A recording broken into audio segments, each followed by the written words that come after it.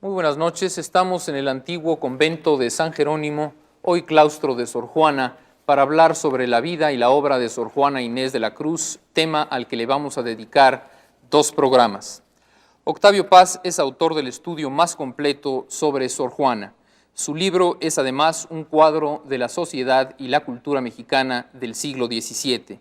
Sor Juana Inés de la Cruz o las trampas de la fe es también un juicio sobre las relaciones entre moral y política, ortodoxia religiosa y creación intelectual. Para Octavio Paz, el caso de Sor Juana es análogo al que sufren muchos pensadores de nuestra época. En el prólogo, Octavio Paz sintetiza el propósito de su libro. La comprensión de la obra de Sor Juana incluye necesariamente la de su vida y de su mundo. En este sentido, mi ensayo es una tentativa de restitución. Pretendo, dice Octavio Paz, restituir a su mundo la Nueva España del siglo XVII, la vida y la obra de Sor Juana. Un mexicano del siglo XX, dice Octavio Paz, lee la obra de una monja de la Nueva España del siglo XVII. Hemos invitado a la eminente sorjuanista Georgina Sabat de Rivers. La doctora Sabat Rivers nació en Santiago de Cuba y es ciudadana de los Estados Unidos. Es directora del Departamento de Lengua y Literatura Hispánica de la Universidad Estatal de Nueva York en Stony Brook. La doctora Sabat Rivers es autora de estudios fundamentales sobre Sor Juana, entre los cuales voy a mencionar 3 de sus libros: El sueño de Sor Juana Inés de la Cruz, Obras selectas de Sor Juana, editada en colaboración con Elías L. Rivers, e Inundación Castálida, con introducción y notas. Muchas gracias por estar con nosotros, doctora Sabat Rivers. En su libro dice usted que en la situación infantil de Sor Juana ya estaban inscritos todos los pasos del destino de la monja: la renuncia al matrimonio, la celda biblioteca de la edad madura, la rebelión contra la autoridad y hasta el argumento de Primero Sueño. Por ello, yo quiero proponerles que empecemos esta conversación hablando sobre la infancia de Sor Juana. Sí, bueno, yo creo que sí. ¿Qué le parece a Georgina? Sí, me parece muy bien empezar hablando. Sí. Bueno, yo quisiera decir antes 2 pequeñas cosas. La primera, mi gran placer en tener a Georgina Sabat con nosotros. Todos los que hemos estudiado a Sor Juana le debemos observaciones inteligentes y le debemos trabajos importantes. También me parece significativo que ella sea, en primer lugar, mujer. Entonces vamos a hablar de una mujer eminente y que una mujer contribuya a este diálogo. En segundo lugar, que no sea mexicana, sino que sea de América Latina, pero no mexicana, porque la figura de Sor Juana no es una figura puramente mexicana, es una figura hispanoamericana y yo me atrevería a decir una figura universal. Pertenece, en primer lugar, por su nacimiento, a México, en segundo lugar, a Hispanoamérica y a España, y en tercer lugar, yo diría, al mundo entero. En esta conversación, en la que participa una mujer que no es mexicana, sino hispanoamericana, van a participar también algunos ausentes, ilustres, entre ellos, y a los cuales les debemos mucho. Algunos están muertos, pero que fueron los iniciadores del estudio moderno de Sor Juana, como el poeta Amado Nervo, como el maestro Toussaint, como Hermilo Abreu Gómez, como el padre Méndez Plancarte, que hizo esta obra excepcional, la edición de sus obras, y finalmente un maestro vivo, al que me hubiera gustado mucho tener aquí, pero me pareció que era mejor el diálogo, el tete a tete entre usted y yo. Me refiero a Antonio de la Torre. Todos le debemos muchísimo a la Torre, ha sido un maestro de erudición y de saber, y desde luego esta conversación sería imposible sin sus contribuciones esenciales. Ahora bien, tocando el tema de la vida de Sor Juana, evidentemente es fundamental la infancia. Es fundamental la infancia porque la infancia y toda la vida de Sor Juana en su primera época ofrece varios misterios. El primer misterio es el del nacimiento. Muchos pensamos que nació en 1648. pero usted piensa lo contrario, piensa que el padre Calleja tenía razón Sí. y que nació en 51. Sí, yo pienso que el padre Calleja tenía razón y que ella nació en 1651. Claro, yo no rechazo del todo la posibilidad de que el acta bautismal que se encontró en Chimalhuacán pertenezca a Sor Juana. Ahora, hay algunos detalles que me parecen dudosos y por eso es que me he abstenido de aceptarla como el acta bautismal de Sor Juana. Sí, todo es dudoso, es misterioso. Sí, claro. Digamos que todo esto, es decir, Sor Juana ofrece enigmas esenciales y pequeños misterios, y claro, uno de ellos es el de su nombre verdadero. Se Sí. llamaba Juana, Juana Inés o Inés, Sí. y después agregó el Juana. Sí. No sabemos. No sé. Nació en 1648 o nació en 1651, pero de algo estamos seguros, que era hija natural, Sí. ¿verdad? Sí, bueno, claro, porque su madre dijo al final de su vida que ella era de estado soltera, ¿no? Eso es lo que llamó Me Desplancarte el trágico enigma. Sí. Bueno, podría Pero- haber sido trágico, pero enigma. Sí, claro, enigma no, de enigma no tenía nada. ¿Eh? Pero yo no creo que la situación de la madre de Sor Juana fuera tan extraña en la Nueva España. De hecho, en toda Hispanoamérica. También en el Virreinato del Perú se daba el caso de que la mujer, yo creo que en América, especialmente la mujer blanca, tenía cierto estado distinto de la española. Las criollas, dice usted. Sí, las criollas. Bueno, o las mujeres españolas, que fueron muy pocas las Sí. que vinieron. Pero que aquí, como era un mundo nuevo en el que todo era posible, se dedicó realmente a cuestiones muy emprendedoras, la misma Sí. la madre de Bueno, Sor Juana claro, ella era- fue una mujer muy emprendedora. Ahora, lo curioso es que en el testamento ella confiesa que tuvo 6 hijos, 5 hijas y un hijo, y que las 3 primeras hijas fueron hijas de un fantasmal vasco, Pedro de Asbaje y Vargas Machuca. Pedro Manuel de Asbaje y Vargas Machuca. No se sabe nada de él. Y los otros 3 hijos, 2 hijas y un hijo, los tuvo con un capitán, que esto sí lo conocemos, Ruiz Lozano, Diego Ruiz Lozano. Esto sí, ella lo confiesa con toda inocencia y además después el destino de las 2 familias es muy curioso. Usted hablaba de la infancia, Héctor. En efecto, a mi juicio, yo sí creo que todo el destino de Sor Juana no es porque yo crea firmemente en Freud. Es una superstición moderna este culto a Freud en muchos aspectos, pero sí hay una parte de verdad. Y es verdad que todo el destino de Sor Juana un poco está inscrito ya en su infancia. Esta es una chica, hija natural, que nace en un lugar precioso, no sé si usted lo conozca. Sí, yo lo he visitado, sí. En Nepantla y toda esta parte cercana a los volcanes, que es realmente extraordinaria como belleza física. Bueno, esta muchacha nace en una hacienda, el abuelo es arrendatario de 2 haciendas, la hacienda de Panoyán y la hacienda de Nepantla. No familia pobre, como se ha dicho, familia Sí. de mediano pasar. Tenían 2 haciendas, en aquella época era bastante. Claro que no eran de ellos la alquilaban, pero en fin. Y tiene hermanas. Las hermanas enteras tienen un poco el destino azaroso de su madre. Se casan, se descasan, tienen hijos naturales, andan un poco vagando por el mundo. En cambio, las otras, las hijas del capitán Diego Ruiz Lozano, se casan muy bien. Una se casa con un hacendado, sabemos cómo se casó, tuvo una dote importante, y la otra se casó con nada menos que con el secretario de la universidad, Miguel de Torres.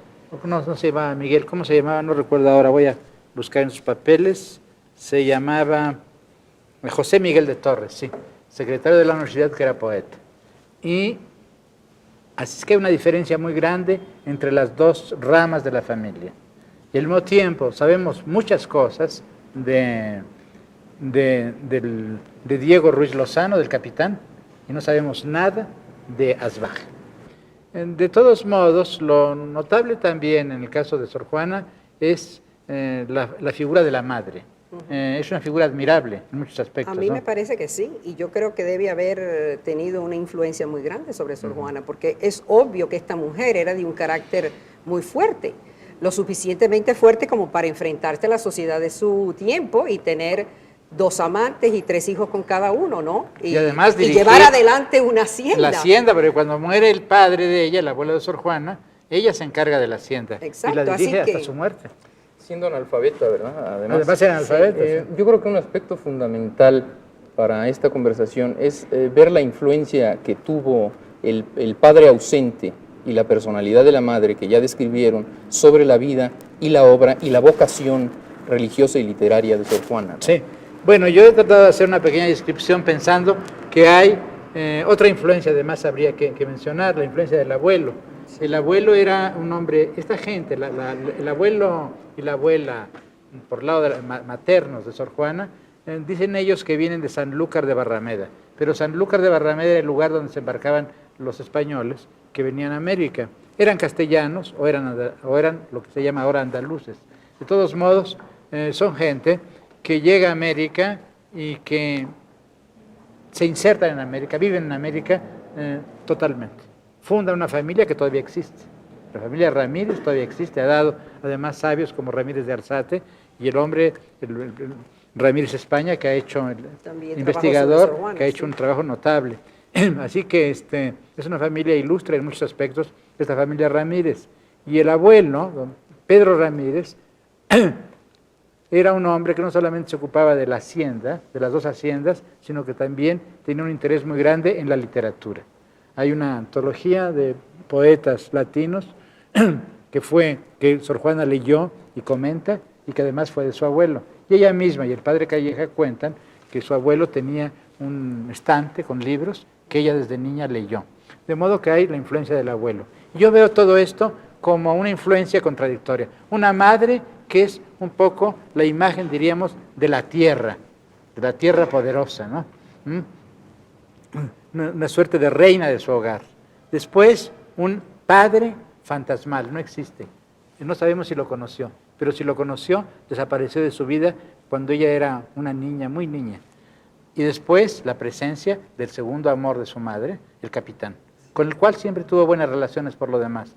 De modo que todo esto la fue formando y finalmente el profesor alemán Fand habla de una identificación con el padre. Sí. Yo creo que la ausencia, el padre ausente es muy importante en la vida de Sor Juana, porque seguramente eso le dio un carácter distinto a su infancia, es decir, más libertad.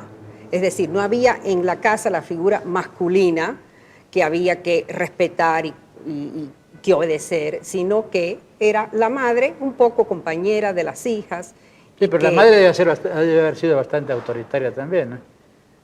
Quizás sí, pero al mismo tiempo probablemente estaban, aunque fuera analfabeta, y toda esta ambigüedad en la vida de esta mujer, yo creo que estaría muy orgullosa de ver que tenía una hija especial, porque se daría cuenta muy pronto de eso. La ausencia Eso del es un padre. poco optimista. Yo no creo que los padres se den cuenta mucho del genio de sus hijos, por desgracia, para los genios. Pero sí creo que la figura determinante fue el abuelo.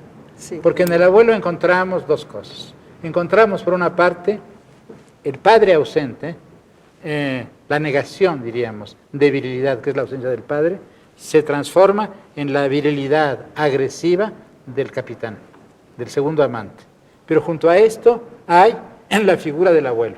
El abuelo, por una parte, es un hombre mayor, la sexualidad es apacible y al mismo tiempo no ocupa el lugar del padre, ocupa una jerarquía más alta, al mismo tiempo Sí, ya mucho más tiene dulcificado.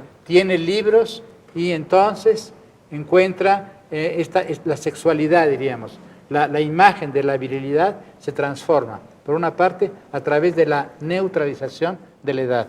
Es un abuelo y los viejos son asexuados, o menos fuertemente sexuados que los adultos en edad viril todavía. En segundo lugar, es un hombre que se dedica al espíritu. Y toda la vocación de Sor Juana se orienta hacia esto. Por una parte, imita a los hombres y por otra parte, trasciende la masculinidad a través del saber, a través de la cultura, a través de la poesía y a través de la filosofía y de las ciencias.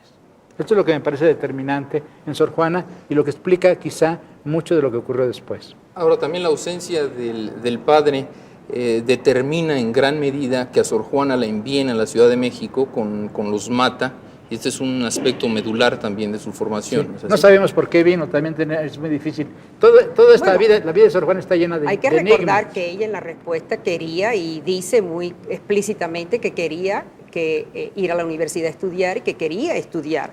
Así es que si los únicos familiares que podían ofrecerle esa posibilidad, es muy lógico que en algún momento tomaran la decisión entre el padre y, el abuelo y la madre, sí, de enviar a esta niña a la Ciudad de México, la capital, para que desarrollara esas dotes que obviamente ya ellos tenían que haber detectado. Yo no sé si fue eso lo esencial o bien la idea de encontrarle acomodo. Había el problema de encontrarle un acomodo. Y evidentemente los Mata, hay que explicar quién eran los Mata. Sí. Había don Juan de Mata, que era un hombre rico, un hombre acaudalado, sí, que estaba casado con la hermana de la madre, con Isabel, con Isabel Ramírez, la madre de Sor Juana. Yo creo que los Mata la ayudaron, incluso llegaron a conseguir que entrara en la corte, que en aquel momento era... Es lo que yo creo, la mandaron ahí para colocarla. La instrucción está muy bien, que le pagan probablemente ese maestro de latín, del Exacto, cual ella habla, sí, en un soneto, es un soneto célebre, pero también la colocan con la virreina, como dama de la virreina, de Leonor Carreto. Pero eso era un honor. Esto es una situación excepcional. Sí. Y entonces esta chica, muy jovencita, de pronto entra a la corte. Entra a la corte como dama de la virreina. Entonces tiene una suerte excepcional, evidentemente. Por lo que cuenta el padre Calleja, la virreina se enamoró, diríamos, de Sor Juana. Se encantó con las prendas de Sor Juana, con su inteligencia, con su agudeza, también con su cultura. Y me parece que probablemente Leonor Carreto, la mujer del marqués de Mancera, la virreina, debe haber tenido aficiones literarias, porque en un soneto que le dedica a Sor Juana, en uno de los sonetos que le dedica cuando muere Leonor, habla de que la inspiró, de que la guió, sí, la animó. De modo que debe haber habido un interés de todo este grupo por Sor Juana, ¿no? Sí, yo creo que hay un aspecto también que sería curioso mencionar aquí. Usted recuerda que durante esta época había una gran afición por todo lo que fuera único, por la novedad, ¿no? Y Sor Juana era una persona única. Entonces, pues todo eso llamaba mucho la atención.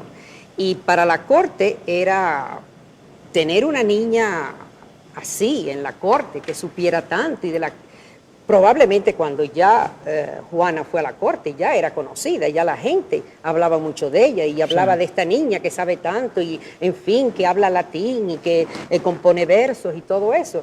Y ese fue el motivo. Y que también era guapa, no lo olvidemos. Y claro, que era muy hermosa además, así es que era como el avis rara de la corte, ¿no? Hay una comedia, la comedia de Sor Juana, Los empeños de una casa, en la cual en el primer acto aparece una muchacha con una situación semejante a la de ella. Y es en cierto modo un autorretrato de Sor Juana. Es una chica que vive sola, pero aquí ahí está la gran diferencia, es lo esencial. Es una chica muy guapa, inteligente, muy culta, que es la admiración de su época. Voy a leer el fragmento porque aunque ella habla de la heroína, de la comedia, en realidad está hablando de ella misma y dice: inclinéme a los estudios desde mis primeros años con tan ardientes desvelos, con tan ansiosos cuidados, que reduje a tiempo breve fatigas de mucho espacio. Conmuté el tiempo industriosa a lo intenso del trabajo, de modo que en breve tiempo era el admirable blanco de todas las atenciones, de tal modo que llegaron a venerar como infuso lo que fue adquirido lauro.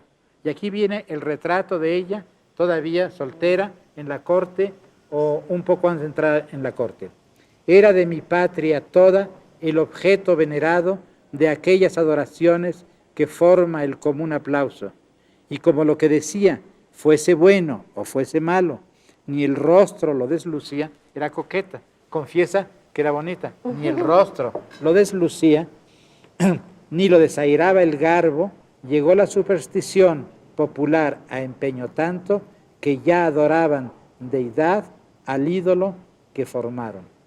La pasión se puso ante ojos de tan engañosos grados que a mis moderadas prendas agrandaban los tamaños. Bueno, esta falsa modestia de Sor Juana siempre fue vanidosa, está claro. Vanidad, ¿no? No Sí. falsa modestia. Sí, sí, en Vanidad realidad, y lucidez, ¿no? sí, vanidad, era vanidosa, yo creo, y lúcida, porque también sabía burlarse de sí misma. De modo que esto es importante. Pero lo interesante es que aquí está esta chica guapa, que es la admiración de la corte y de los cortesanos. Esto es lo esencial. Sin embargo, en la comedia, la chica se fuga y finalmente se casa. ¿Por qué?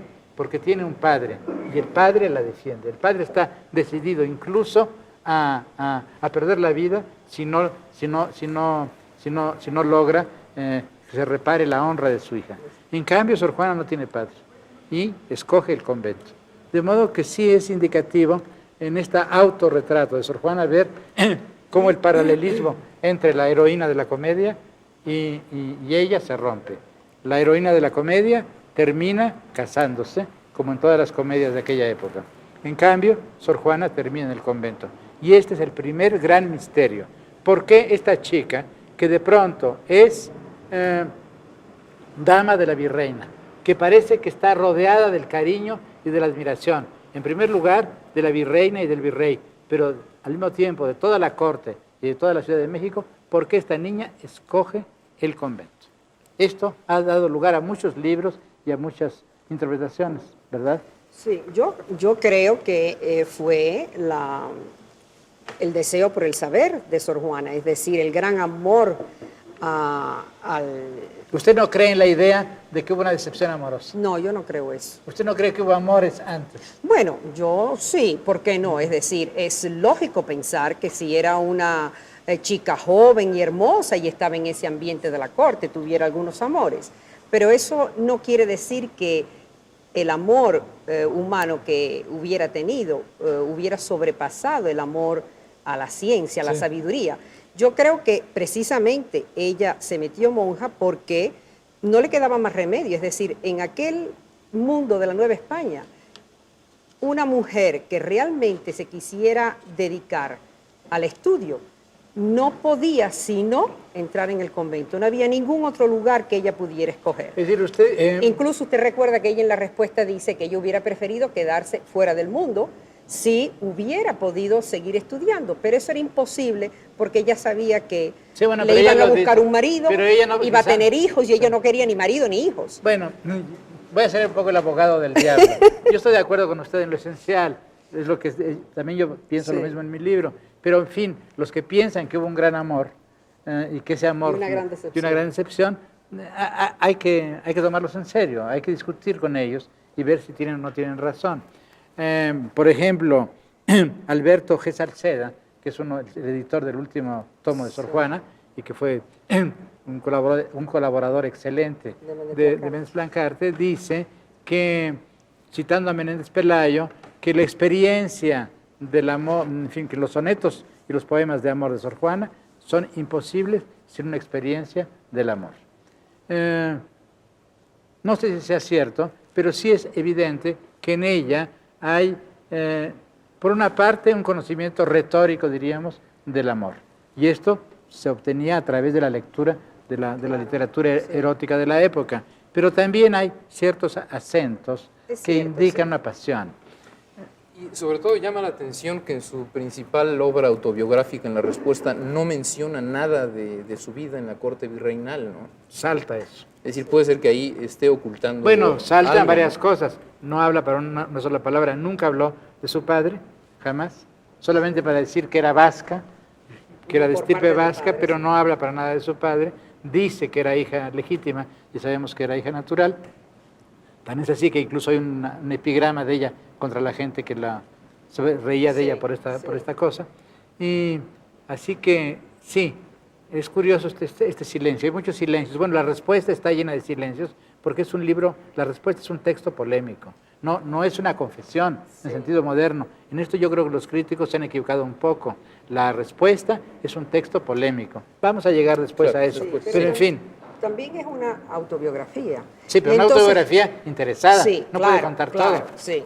Y en la autobiografía se cuenta precisamente lo que uno quiere y se salta lo que uno no estime importante o para el propósito que se busca. O peligroso o desagradable. Exactamente. Bueno, ella no podía hablar siendo monja, que había tenido amores en la corte, ¿no? Bueno. Que había entrado al convento por decepción, eso no lo podía decir, evidentemente. Ahora, yo sí creo que es posible que haya habido amoríos, estoy seguro, mejor dicho, que hubo amoríos.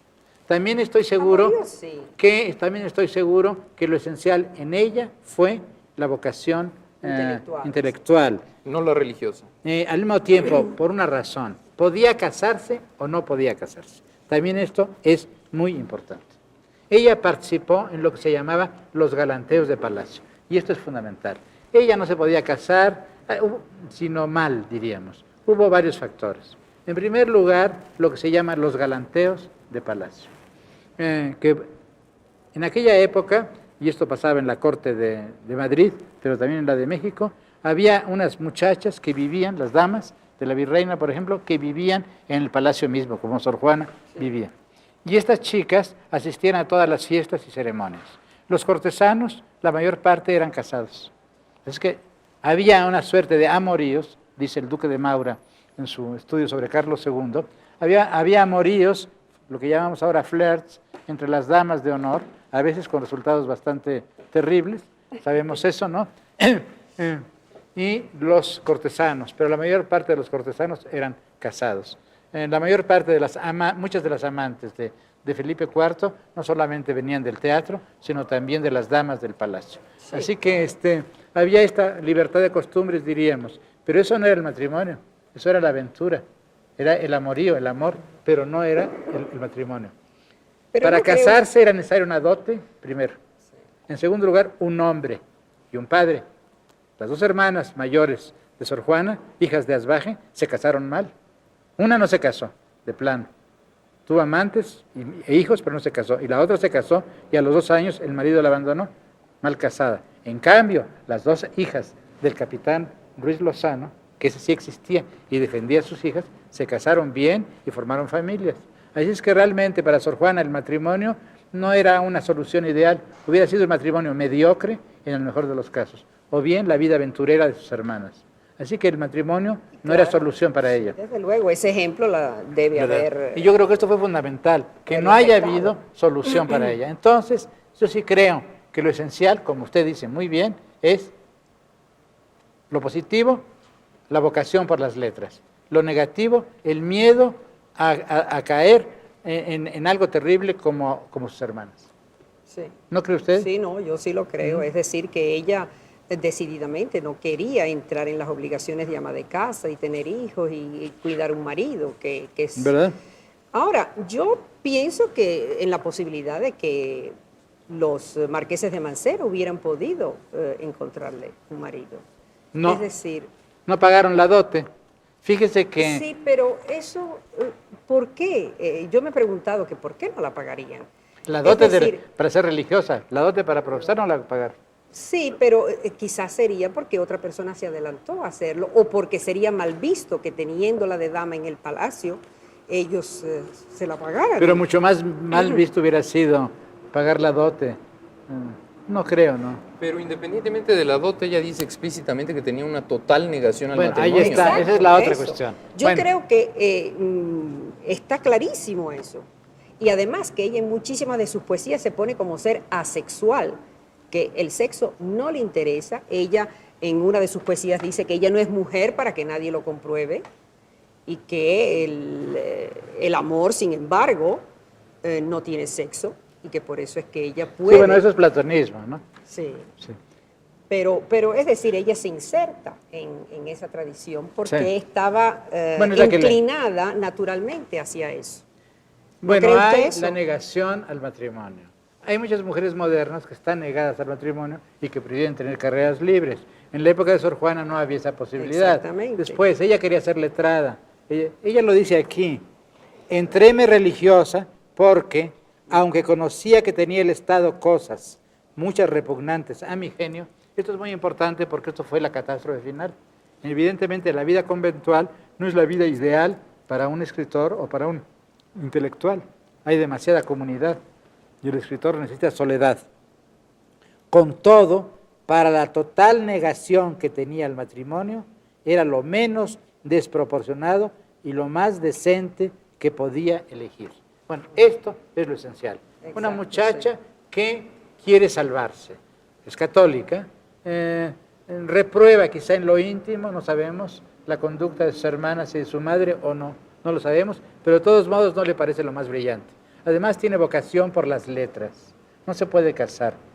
Si se casa, el marido la va a tiranizar, pero además si se casa mal va a ser peor, y ella Sí, no tenía claro. la posibilidad de casarse bien. Entonces lo mejor que hizo, lo mejor que podía hacer era escoger el convento. Yo incluso diría que el palacio fue el escalón para el llegar al convento. Sí, yo también lo La creo. madre y el abuelo la mandan del pueblo de Nepantla o de Panoyán, la mandan a la Ciudad de México, con los mata. Los mata, ricos, la colocan con los virreyes. Y los virreyes le abren las puertas del convento. Del convento. Y claro, ahí estuvo una participación fundamental, un jesuita, del cual vamos a hablar al final de esta conversación, yo creo, el padre Antonio Núñez de Miranda, que fue el que la impulsó. Era un pescador de almas, género que a mí cada vez me da más miedo. Después, cuando entra al convento, Sor Juana, es muy curioso porque pues, primero entró al convento de las Carmelitas, duró muy poco, a mí me parece porque la orden era muy rigurosa, pero puede ser por otras razones, y después entró aquí, a San Jerónimo, y aquí vivía un poco en el otro patio, no en este, sino en el otro, parece que vivía, la leyenda lo dice y no debe ser imposible, en uno de los extremos, en una celda, y es interesante ver cómo eran los conventos en aquella época, en una celda que tenía 2 pisos, porque hay un acta de compra y venta, las celdas se vendían y se compraban, y dicen que Sor Juana compró los altos y los bajos, de modo que realmente aquellas celdas, a veces, casi siempre eran pequeños departamentos y casitas, porque vivían las monjas, ellas, una o 2 criadas, a veces una esclava. Por ejemplo, Sor Juana vino con una esclava a este convento. Sí, que se la regaló su madre. Se la regaló la madre, exactamente. Y luego ella la vendió la esclava, cuando la esclava hermana. tuvo un hijo, a la hermana, sí. exactamente. Así que la vida en los conventos era más o menos, no era lo que pensamos, sobre todo en un convento como el convento de San Jerónimo, un convento de criollas, que había cierta laxitud en la regla. Ella misma dice que se cantaba en las celdas vecinas, que se hablaba, etcétera. Sí, que la molestaban bastante. Sí, había mucho bullicio en el convento, eran no sé cuántas monjas, creo que 50, y cada una de ellas tenía 2 o 3 criadas, y además protegidas, y las niñas que estaban a su cuidado, etcétera. Sor Juana muy pronto tuvo con ella a su sobrina, a la hija natural de su hermana mayor. Es muy patético, se llamaba Isabel María de San José, es muy patético cómo esta chica cuenta cómo entra al convento, gracias a Sor Juana. Ahora, iba usted a hablar de las relaciones entre el convento, el palacio virreinal. Sí, bueno, y el había una relación arzobispado. especial. Yo creo que había una relación especial entre el convento y el palacio. Esto es evidente, si no nos explica la inmensa libertad de Sor Juana, porque de todos modos es la única monja que nos ha dejado. Tampoco en España hay monjas como ella, no hay ninguna gran monja literata. Hay sí unas poetisas en Sevilla y en otros lados. Por eso a mí me parece que lo que dije antes de la cierta libertad de la mujer en América es muy evidente, porque en España nunca se dio una mujer como Sor Juana, es decir, María Sayas escribió cosas que se podrían llamar hoy feministas, pero nunca tuvo el auge de Sor Juana, y me parece que la mujer estaba mucho más amarrada a la casa, a la familia. ¿No sería también porque ella conquistó esa libertad? Ah, bueno, es a lo que me claro, refiero cuando hablo de la relación especial. Ella tuvo la inteligencia de tener una relación especial con el palacio. Pero la relación de Sor Juana con el palacio virreinal se daba sobre todo a través de la virreina, ¿no? Bueno, era una relación compleja, ambigua. Por una parte, el convento tenía interés en tener buenas relaciones con el palacio, sobre todo en aquella época había equilibrio de poderes como siempre, ¿no? Y el convento dependía del arzobispo, pero había que tener un protector más fuerte y era el virrey. Pero claro, en el caso de Sor Juana, la relación directa fue sobre todo con las virreinas. Sí. Primero con Leonor Carreto y sobre todo con la segunda. Cuando vino el Marqués de la Laguna como virrey y su mujer, que era una familia muy ilustre, él era un Medinaceli. Y ella era María Luisa Manrique de Lara, familia muy ilustre en España, condesa de Paredes, Sí, ¿verdad? relacionada con Gonzaga, Princesa de Mantua, sí. Y con San Luis Gonzaga. con San Luis Gonzaga. ¿Y a usted cómo ve esta relación entre estas dos mujeres? Bueno, se ha hablado mucho sobre esa relación, desde luego, como usted sabe, y yo creo que en esta relación se podría decir que hay mucho de retoricismo, pero yo creo que eso solo no lo explica. Yo no sé si usted recuerda que Méndez Plancarte menciona en una de sus notas un artículo que había publicado Enrique José Varona, unas cartas que se habían cruzado Pedro Enríquez Ureña y Varona, porque Varona, un poco escandalizado, le había escrito a Enríquez Ureña preguntándole qué pasaba ahí, que a ver si él le podía explicar si era cuestión de las costumbres de México en aquella época o había una cuestión de tipo textual que no se había copiado bien. Entonces, un año y pico más tarde, Enríquez Ureña le contesta y le dice que eso no era nada extraño en la época, que era muy natural que se estableciera ese tipo de relación entre el mecenas y la persona a quien protegía, y que esta era la relación que había entre María Luisa y Sor Juana. Claro, esta es la misma relación que hubo con cada una de las marquesas. Sí, es un poco distinto, ahora, ¿verdad? sí, yo creo que en el caso de María Luisa, Sor Juana se extremó, y hay algunas poesías que realmente parecen poesías de amor, son poesías amorosas. Por otra parte, usted recordará el Cántico Espiritual de San Juan de la Cruz, que, bueno, yo tengo la experiencia. Más que María Luisa Manrique de Lara, bueno, no era Jesús. Exactamente, sí, pero este tipo de modo de tratar estas cuestiones era bastante común en la época. Cuando uno lee por primera vez el Cántico Espiritual, uno se queda un poco sobrecogido y dice, pero sí, este hombre está utilizando aquí lenguaje amoroso para dirigirse a Dios, y le parece a uno un poco obsceno, ¿no? Sí. Y también hay lo contrario, es decir, toda la poesía de Garcilaso que se ha vertido a lo divino y viceversa. Así que esa tradición existía. Bueno, digamos que es una tradición muy antigua. En la poesía religiosa del Oriente, también en la de Occidente, hay una continua confusión entre el lenguaje místico religioso y el lenguaje erótico profano, y a la inversa. Exacto. Es decir, de pronto los poetas amorosos hablan de sus amores como si fuesen en relación con una divinidad. Siempre se ha hablado de la amada como de una divinidad o como de un ser sobrenatural, y a la inversa. Yo creo que es mucho más complejo. Yo creo que fundamentalmente sí, Enríquez Ureña estaba en lo cierto, aunque no fue bastante explícito ni estudió el asunto. Yo en mi libro he tratado de dar una explicación completa, no sé si lo haya logrado, pero tomando en cuenta diversos aspectos. En primer lugar, la tradición del amor cortés. Sí. El amor cortés se da en la Edad Media, es el momento en que Occidente descubre, diríamos, o reinventa la pasión amorosa. Y los términos del amor cortés son los términos del vasallaje. El enamorado se presenta un poco como el vasallo y la amada como el señor. De modo que hay una relación de vasallaje y una relación erótica. Esto es muy curioso, ¿no? Así es que hay el lenguaje, digamos, cortesano aplicado al amor. Sí. Y esto se da desde el siglo XI, desde el siglo XII hasta el siglo XVIII, hasta el siglo XVII. Sí. Sor Juana recoge esa tradición. Exacto. Usted se acuerda de que casi siempre las personas de quienes los trovadores se enamoraban eran mujeres casadas ya. Sí. Y era como un modo de establecer la imposibilidad de ese amor y Sí. que no hubiera ningún aspecto de tipo sexual. Claro. Yo creo que hay mucho de eso en Sor Juana, pero también al después mismo hay tiempo... otra Exacto. el inverso. Digamos, bueno, cuando hay el uso en la poesía erótica del lenguaje, diríamos, del vasallaje feudal. Yo te obedezco a ti. Por ejemplo, Guillermo de Aquitania le habla de la obediencia del enamorado ante su dama. En este caso, Guillermo de Aquitania era un gran señor, no era un trovador común y corriente. De modo que ahí también, entre los grandes señores, hay esto. Pero este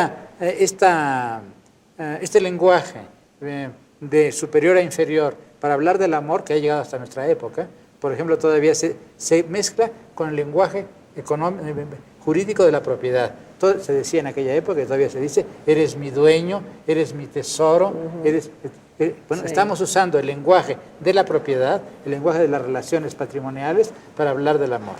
Pero al mismo tiempo, y esto es lo interesante, en el lenguaje de los cortesanos se emplea el lenguaje erótico. El príncipe, el rey, el señor, ama a sus súbditos. Y sus súbditos adoran, aman al señor, usan. Así es que en el lenguaje cortesano se emplea, por una parte, el lenguaje erótico y por otra parte, el lenguaje religioso. Todo esto explica que Sor Juana, al dirigirse a las virreinas, se hable casi como una enamorada hablándole a su amor.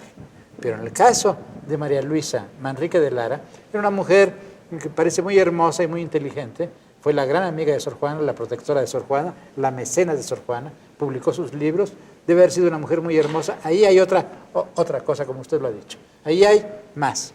Yo no digo que sea una pasión homosexual, sino más bien diría es una sublimación erótica.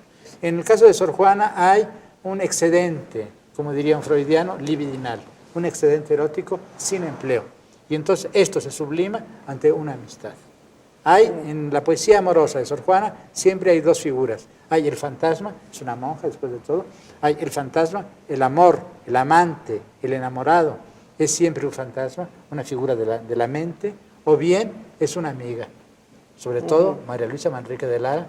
Y entonces ahí se junta lo cortesano, el interés, la amistad, el reconocimiento, la gratitud y también diríamos... Y el gran cariño también. Una sublimación erótica, ¿no le parece a usted? Yo creo que sí, ¿No? sí. Es que no es tan escandaloso. Sí, no, yo no creo que es tan escandaloso y yo no creo que en realidad Sor Juana nunca tuvo conciencia de que hubiera ahí nada. Bueno, sí tenía conciencia, muy clara, porque dice, mire usted, le habla a María Luisa y le dice, ser mujer... Bueno, sí, y en estar ese sentido ausente sí. no es de amarte impedimento, pues sabes tú que las almas distancia ignoran y sexo. Y aquí interviene... Hay un platonismo. Ahí interviene otra cosa muy importante, la tradición del amor platónico. El padre Méndez Blancarte siempre se irritaba un poco cuando se hablaba del platonismo de Sor Juana, sobre todo el platonismo filosófico, pero sí es evidente que ella hereda toda la tradición de la poesía cortesana, del amor cortés, toda la tradición del amor platónico y la tradición de Petrarca. Y ahí, evidentemente, Marcelo Ficino dice que el amor no tiene sexo. El gran teórico, diríamos, del amor platónico, en la Italia de finales del siglo XV, y que es el origen, diríamos, de estas concepciones del amor platónico, dice, el amor no tiene sexo, es un amor entre almas. Desde luego, los contemporáneos de Sor Juana sí se escandalizaron un poco. La prueba es que el editor del primer tomo tuvo que decir, bueno, aquí explica, dice, Sor Juana, voy a ver si lo encuentro aquí. Puede haber sido también porque cuando leyó esos poemas, él dijo, bueno, ¿esto qué es? Esto hay que explicarlo de alguna manera. Bueno, ¿no? pero eso quiere decir que se habían... que algo se comentaba. Sí, que se comentaba. Y mire usted, voy a leer el pedazo porque es muy interesante. No se sabe quién hizo esto. Es la edición de La Inundación Castálida, la primera edición de Sor Juana, y dice...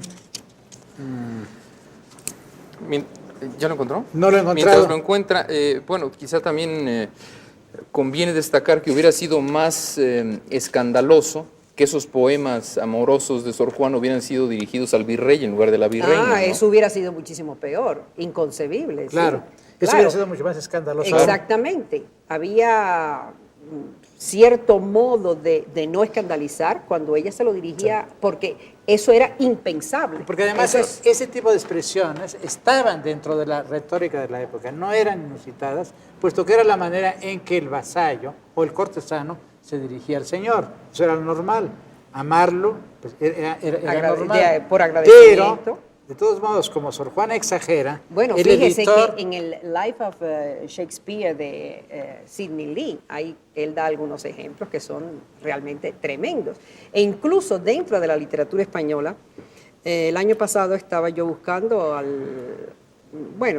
algunos datos para un artículo que estaba escribiendo y me di con una epístola de Gutiérrez de Cetina a Mendoza, Hurtado de Mendoza, donde realmente las expresiones de amor son muy, muy elevadas.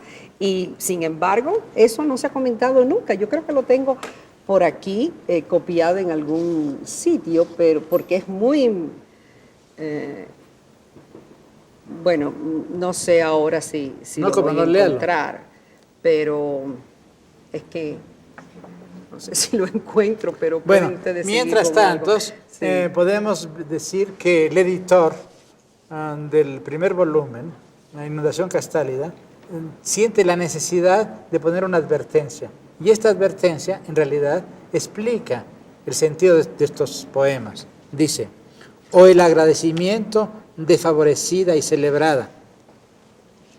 Sor Juana había sido favorecida y celebrada por la marquesa.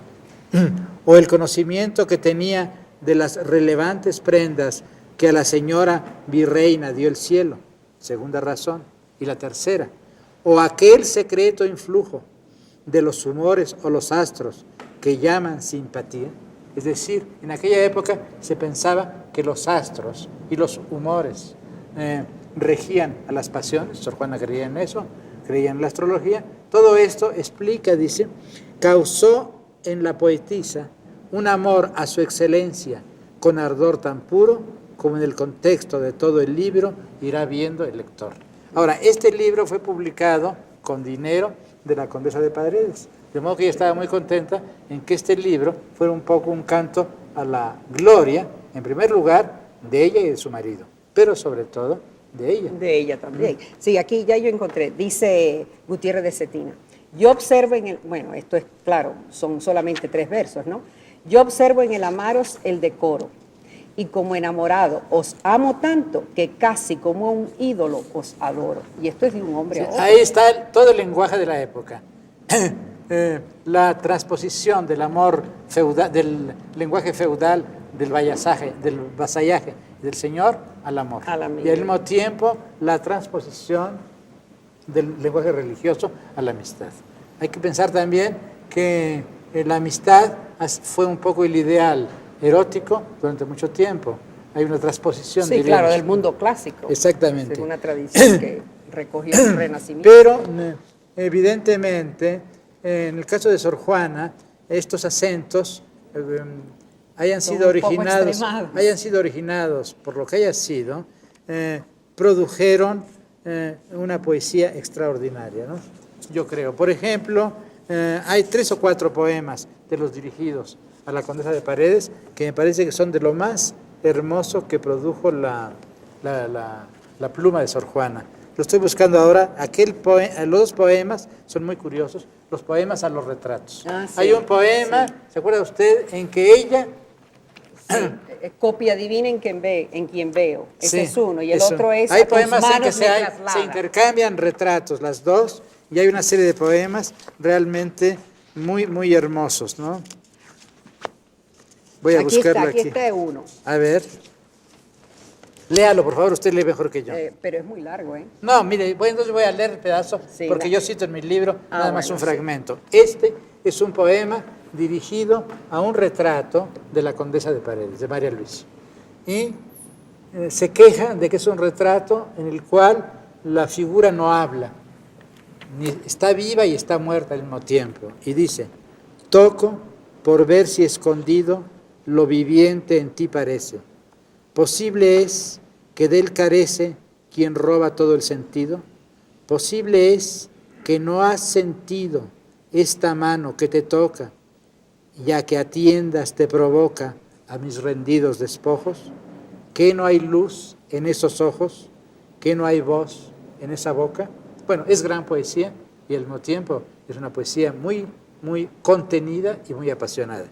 Y después hay otro poema, también una forma parecida, en el cual Sor Juana le envía un retrato de ella a la condesa.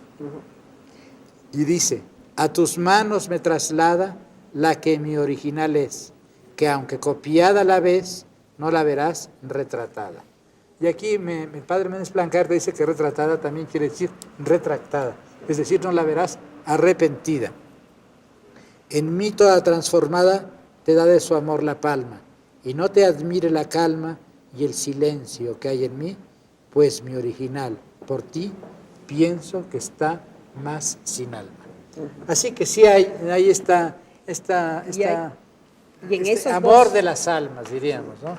En la gran tradición platónica. En esas décimas también son interesantísimas porque hay una serie de complicaciones con los pronombres personales que se usan, sí, porque es el original, la copia, el retrato y la persona de la poetisa misma. Claro. Y a veces pues ella usa yo, tú, él, sí, y es muy sugestivo. Sí. Bueno, todo esto, hubo esta amistad entre estas dos mujeres, hubo también la protección decidida.